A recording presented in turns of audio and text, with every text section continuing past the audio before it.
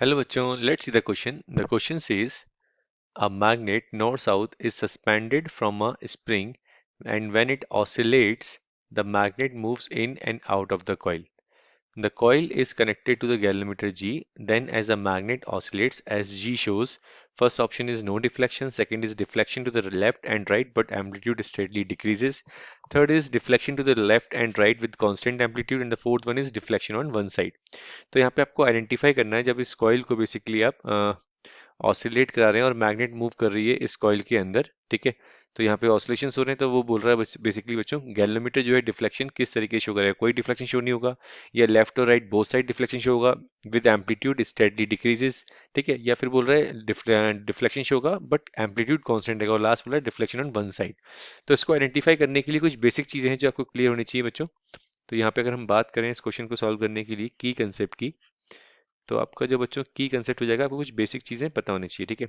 So in this case जब भी आप ऐसा बेसिकली मैग्नेट को इन एंड आउट कर रहे हैं, ठीक है, कॉइल के अंदर, तो यहाँ पे since the magnet will perform since the magnet will perform simple harmonic motion, ठीक है बच्चों, सिंपल हार्मोनिक मोशंस यहाँ पे हो रहे हैं, सिंपल हार्मोनिक मोशन, ठीक है।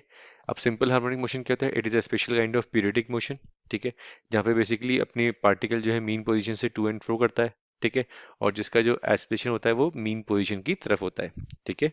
इसकी इक्वेशन होती है हमारे पास सिंपल हार्मोनिक मोशन की एफ इक्वल्स टू माइनस के वाई, ठीक है, के कांस्टेंट होता है, ठीक है, एफ हमारा बेसिकली फोर्स होता है और वाई हमारा डिस्प्लेसमेंट होता है, ठीक है। ये आपको अभी इसमें ज़्यादा डिटेल में नहीं जाएंगे, आपको सिर्फ सिंपली मैंने सिंपल हार्मोनिक मोशन की इक्वेशन बता दी, ठीक है। Magnet will perform simple harmonic motion. So जब भी सिंपल हार्मोनिक मोशन होगा तो क्या होगा? Its velocity will both its velocity will both increase and decrease. Velocity क्या होगी बच्चों? सिंपल हार्मोनिक मोशन में इंक्रीज भी होती है और डिक्रीज भी होती है as it moves towards and away from the mean position and away from the mean position away from the mean position। तो अगर बेसिकली अगर हम बात करें वेलोसिटी इंक्रीज भी हो रही है डिक्रीज भी हो रही है, मीन पोजीशन से दूर भी जा रही है, मीन पोजीशन के पास भी आ रही है, तो इस कंडीशन में क्या होगा? गैल्वेनोमीटर बोथ साइड डिफ्लेक्शन देगा, ठीक है। फॉर एग्जांपल वेलोसिटी बढ़ रही होगी तो सपोज करो एक साइड डिफ्लेक्शन देगा लेफ्ट साइड, और जब कम हो रही होगी वेलोसिटी तो फ्लक्स भी कम चेंज हो रहा होगा, फ्लक्स भी कम चेंज होने से करंट कम बनेगा, इसकी वजह से डिफ्लेक्शन भी इसका डिफरेंट साइड हो जाएगा, ठीक है। तो यहाँ पे आप बोल सकते हैं so galvanometer shows galvanometer shows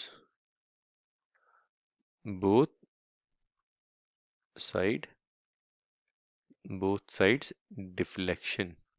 galvanometer आपका both side deflection शो करेगा। It means left as well as right it means left as well as right. ये चीज क्लियर होनी चाहिए। अब यहाँ पे हम डिस्कस करेंगे बच्चों एम्पलीट्यूड के बारे में, ठीक है। तो एम्पलीट्यूड की अगर हम बात करें बच्चों यहाँ पे हम, तो यहाँ पे आप कह सकते हैं, तो ये वैल्यू अपनी आएगी एम्पलीट्यूड के केस में, since the amplitude of the magnet since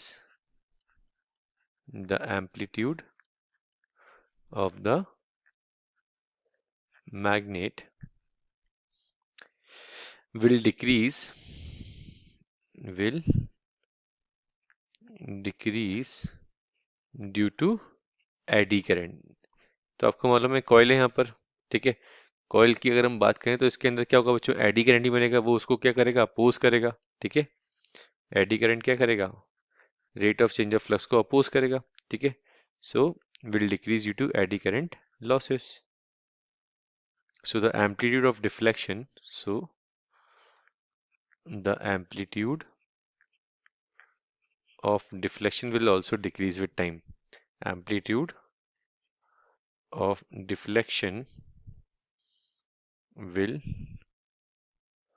also decrease with time. Time के रेस्पेक्ट में बच्चों एम्पलीट्यूड का जो डिफ्लेक्शन जो शो कर रहा होगा उसका एम्पलीट्यूड भी क्या होगा बच्चों, डिक्रीज हो जाएगा due to eddy current losses. ठीक है, तो ऑप्शन चेक कर लेते हैं बच्चों। First option no deflection, it is incorrect. Second deflection to the left and right but the amplitude steadily decreases, yes this is the correct option. Third is also incorrect and fourth is also incorrect. ठीक है, तो यहाँ पे अगर हम बात करें बच्चों फाइनल आंसर की, so our final answer is, so final answer of this question is second. I hope you understood well. Best of luck.